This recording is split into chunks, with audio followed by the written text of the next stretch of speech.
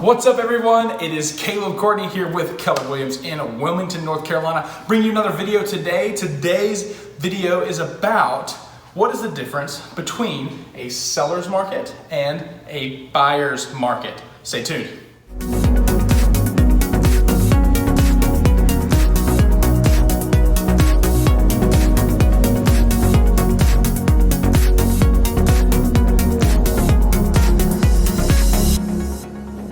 Okay, so what's up, guys? I'm going to be talking today about the difference between a seller's market and a buyer's market. These terms get thrown around a lot in real estate, and what does it mean if you're in a seller's market or a buyer's market? What does it mean if you're a seller? What does it mean if you're a buyer? What does it mean if you're an agent? Well, I'm going to go ahead and break this down for you.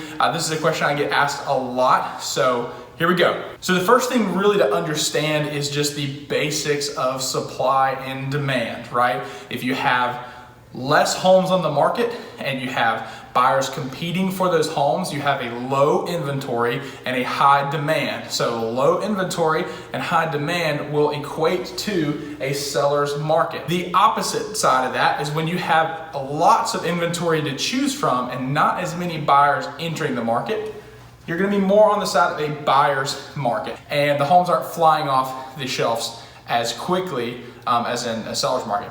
So there's a metric with this also along with this called absorption rate. This is basically a metric that determines if you were to stop putting new homes on the market, how many months would it take to go through the remaining inventory on the market. So for example, the absorption rate is somewhere between 0 and 10.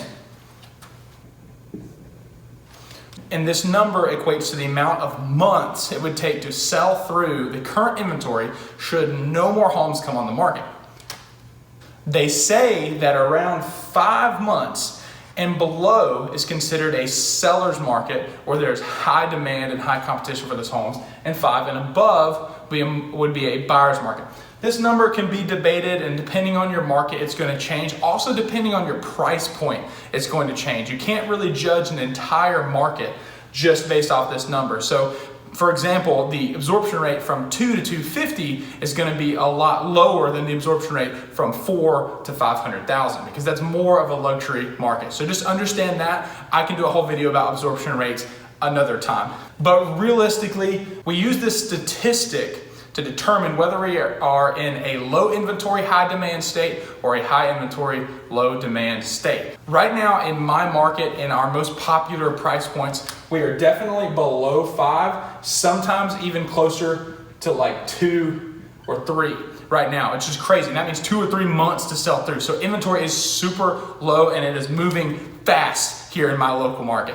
However, if you get up into the luxury market, sometimes it could be closer to 7 or 9 months, and this may not be unusual for a luxury market. So again, I say this because it might not be unusual for a luxury market to be that high, and in fact, the buyers and sellers market may change a little bit based on that. So that's all super technical stuff about absorption rate. We'll go into that another time, but just know that basically there are 2 different thoughts that we can be in.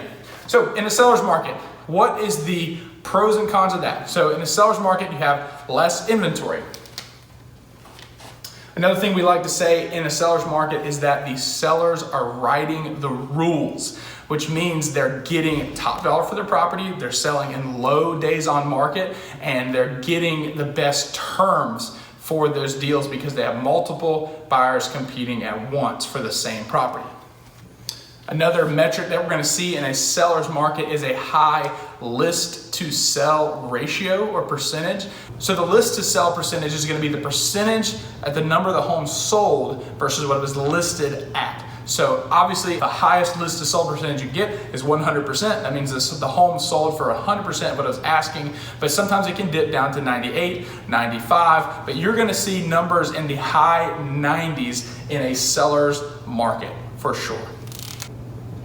So in a seller's market, we're often talk about it being a strong market or a rising market where prices are constantly going up and there's no end in sight. Well, as we know, there are always dips and waves, but right now, this is where we're at in our local market. We're having multiple offers on the same homes and lots of competition. Another big factor that's driving our seller's market right now is interest rates. Interest rates are at all-time lows, driving lots of borrowing and buying power for buyers to get a little more home than they usually could be able to. Another thing we deal with in a seller's market is multiple offers. This can be the worst thing ever when you're buying a house and you enter into multiple offer situation. It's the most gut-wrenching feeling.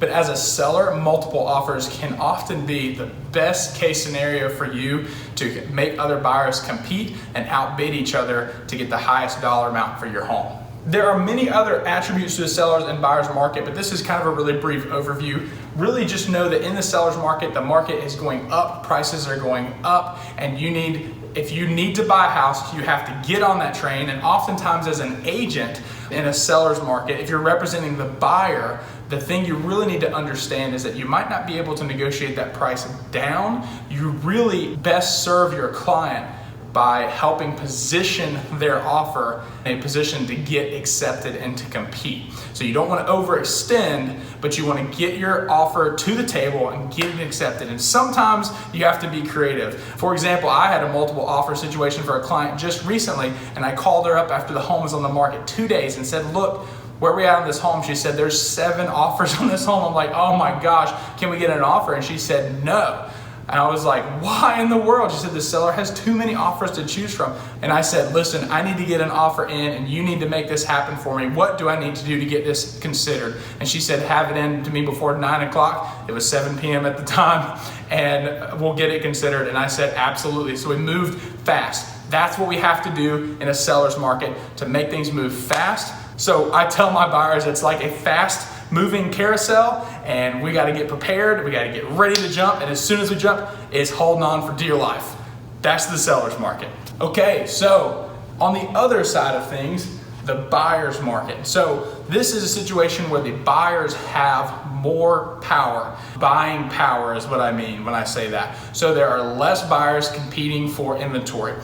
For an example, shortly after the housing crash of 2008, 2009, we entered into a buyer's market where there was more inventory than there were buyers there to buy it. So what happens to home prices? They go down. So this is not good if you're a home owner. You want your price to stay up. However, if you are a buyer and you're looking to buy and get something cheap and at a deal or a distressed property or something like that, a buyer's market can oftentimes be the best time to scoop in and get that deal you're looking for.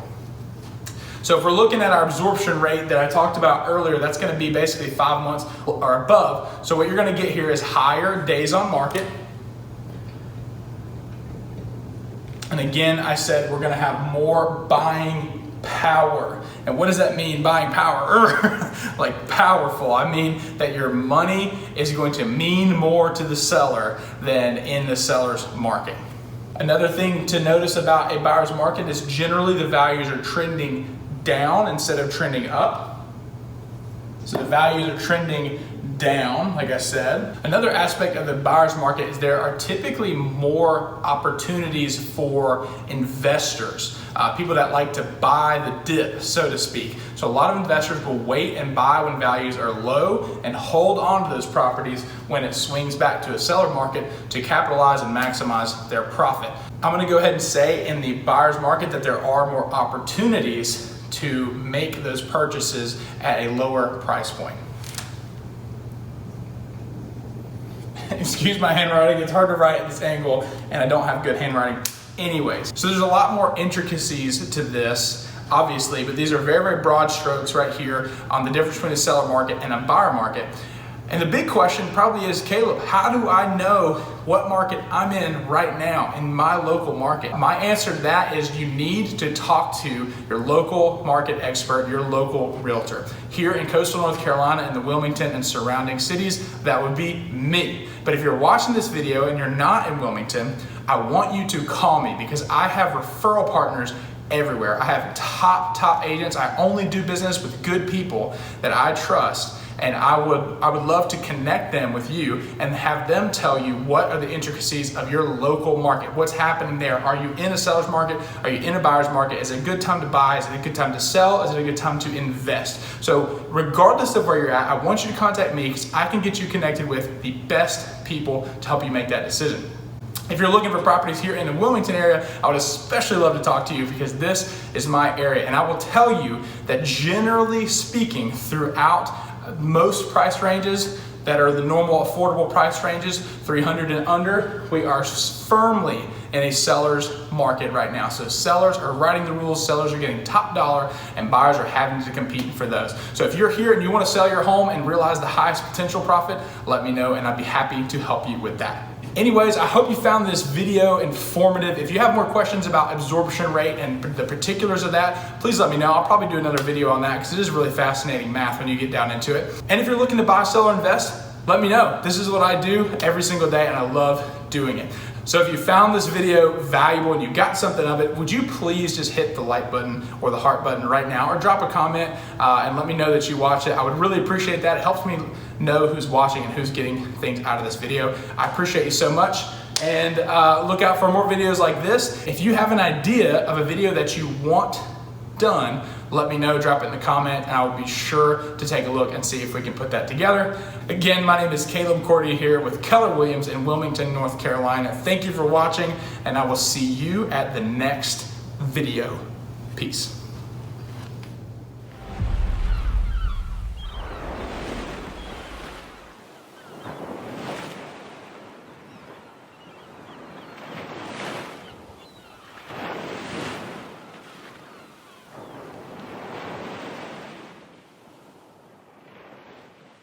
Thanks so much for watching this video. I really appreciate it. If you like this content, please subscribe to my YouTube channel, follow me on Facebook and on Instagram. Love you guys so much, and I will see you at the next video.